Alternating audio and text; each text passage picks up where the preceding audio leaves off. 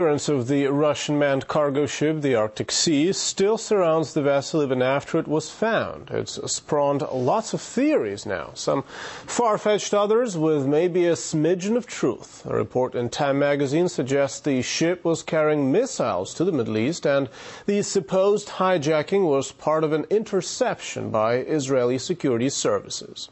Now, for more, I'm joined live by our correspondent Paul Slier from Tel Aviv. Hello to you, Paula. Now, could you tell us some more details about the new theories about the mystery disappearance of the Arctic Sea? Is it all about Israeli secret services? Well, Evgeny, this is a story that refuses to die. As you mentioned, Time magazine is running a piece where it quotes numerous experts who suggest that Israel intercepted the ship as it carried secret weapons to the Middle East. These allegations begin with Admiral Tarmo Kiutz, who heads the European Union's Piracy Watch. And according to Kiutz, Israel is the country most likely to have carried out a hijacking on the ship to prevent what he is convinced were missiles on board being able to reach countries such as Iran.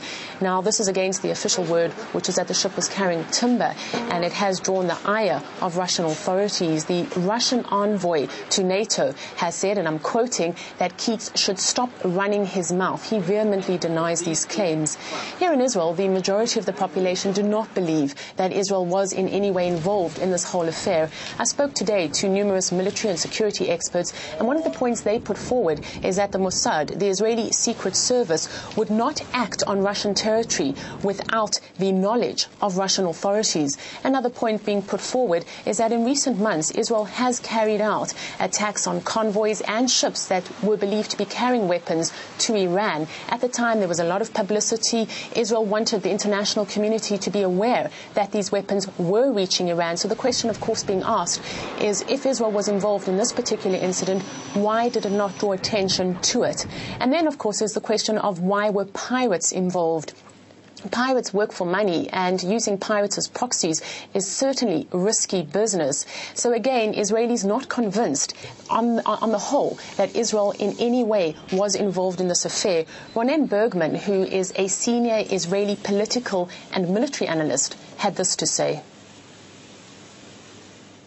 I would say that that Israeli intelligence would do something or would create the framework in which, for example, international police force would seize the ship and embarrass either Russia or the company supplying the S-300 to either Syria or Iran in saying, look, they are doing something under the public's and the international community radar, and here we caught them. Russia's official version is that the hijacking was thwarted by the Russian Navy. One of Russia's opposition politicians said that the people involved, the pirates, were nothing more than criminals, and the special forces would not be involved in anything like that. All claims and all suggestions that there were missiles on board, he says, amounts to nothing more than nonsense. Look at the faces of the men who stormed the Arctic Sea and their backgrounds. They're criminals. Not a single security service in the world would ever deal with such people. The whole incident looks like score settling between the ship owner and his partners. Someone must have asked the attackers to force the Arctic Sea owner, who had misbehaved, to change his attitude.